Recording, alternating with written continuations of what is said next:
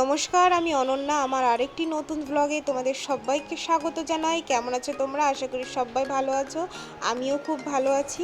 তো এই ভিডিওটা অনেক পুরনো ভিডিও। আমি যখন আমার বোনের বাড়িতে গেছিলাম পাটুলিতে, তখন এই ভিডিওটা করা ছিল, কিন্তু এডিট করতে পারছিলাম না, সেই জন্য আর তোমাদের সঙ্গে শেয়ার করতে পারিনি। তো এখন এডিট করা হয়ে গেল, তো ভাবলাম তোমাদের সঙ্গে আমি এবার শেয়ার করেই ফেলো। তো বোন বলল যে চল দিয়ে এই ইস্কন মন্দিরটায় আমরা ঘুরে আসি। আসলে এই ইস্কন মন্দিরটা ইস্কনের একটা শাখা তোমরা বলতে পারো। তো মন্দিরটা আমরা গেলাম ঘুরতে, আর আমার পাখি দেখো, ও পায়ে হেঁটে উপরে গেল, ও কোলে উঠবে না, তোর মাসি ওই মতো ধরে নিয়ে তারপর উপরে আসলো।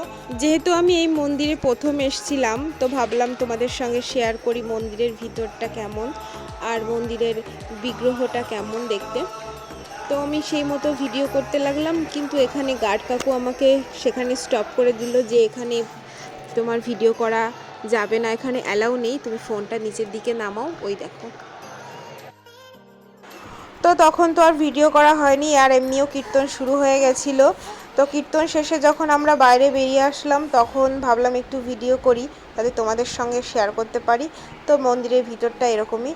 তো একটা কথা বলি তোমাদের, ওই যে গার্ড কাকুকে দেখছো, ওই গার্ড কাকু আমাকে বলেছিল যে মাতাজি তুমি কীর্তন করো, তোমার মেয়ে আমার কাছে থাকবে, নিশ্চিন্তে থাকো তুমি।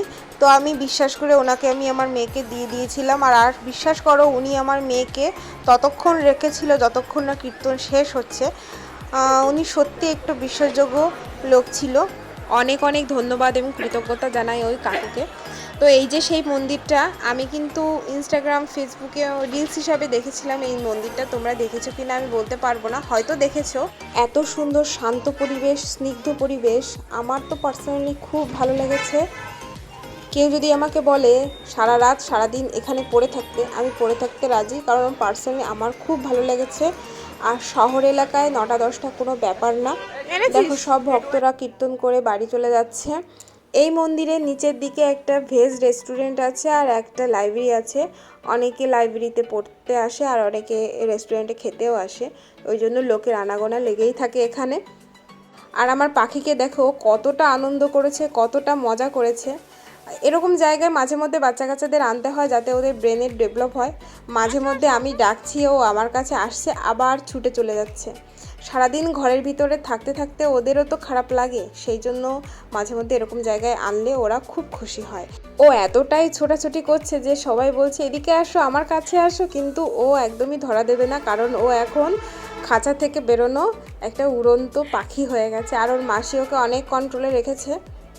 লাস্ট পর্যন্ত ওর মাসি তো ওর মেশোকে ফোন করে বলছে তুমি আসো, আমি আর পাচ্ছি না, খুব কষ্ট হয়ে যাচ্ছে আমার। তো আমরা সেই রাতটা প্রায় 10টা পর্যন্ত কাটিয়েছিলাম মন্দির চত্বরে। আর শহর এলাকায় 10টা কোনো ব্যাপারই না। আরেকটা কথা বলি, এই যে প্রসাদটা আমরা পেয়েছি, এই প্রসাদটা কিন্তু সোজা মায়াপুর থেকে এসছে।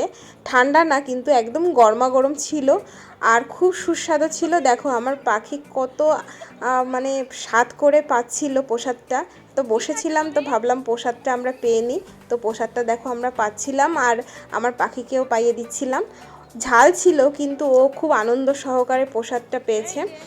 আর প্রসাদ পেতে কার না ভালো লাগে, প্রসাদের স্বাদ সবারই ভালো লাগে। তারপর কি আমরা রেডি হয়ে গেলাম বাড়ির উদ্দেশ্যে। তো ভাবলাম যে এত সুন্দর জায়গায় এসেছি, আমি একটু ভিডিও করব না, তা ক্যাট মেরে আমিও একটা ভিডিও করে নিলাম। যাই হোক, আমার ভিডিওটা কেমন লাগলো, ভালো লাগলে লাইক কমেন্ট করে পাশে থেকো। টাটা।